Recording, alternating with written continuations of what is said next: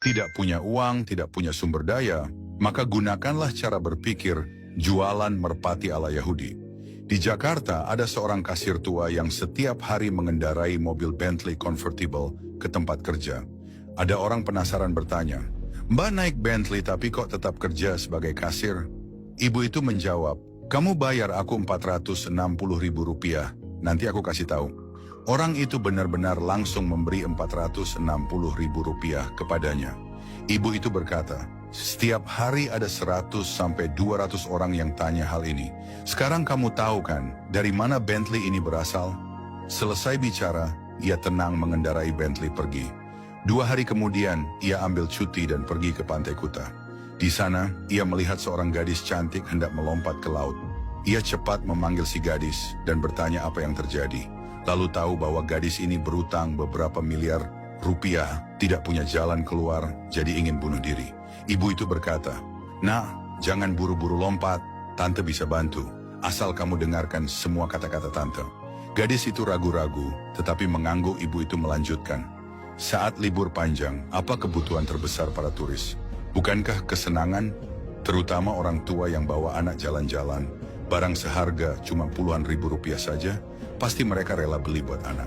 Jadi kamu pesan 1 batch pistol air. Bukan pistol air biasa, tapi yang ada logo ombak pantai. Langkah kedua, dirikan bendera di pantai dengan slogan Festival Pistol Air. Dan ini bagian paling penting, pistol air gratis, tidak dijual, selesai dipakai cukup dikembalikan. Tapi, untuk meminjam pistol air, harus bayar deposit Rp35.000.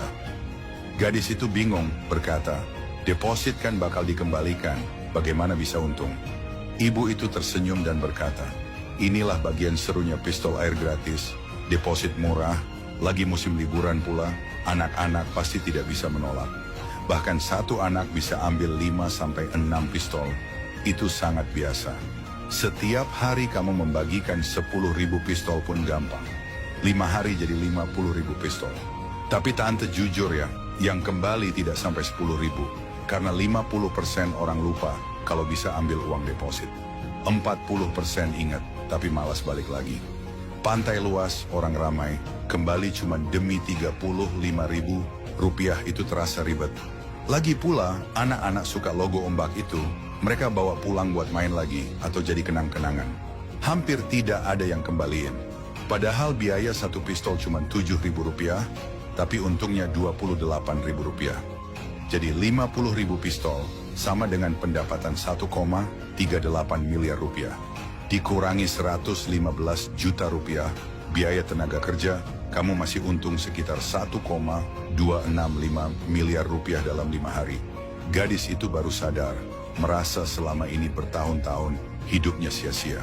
Ia pulang dan melakukan persis seperti saran ibu itu.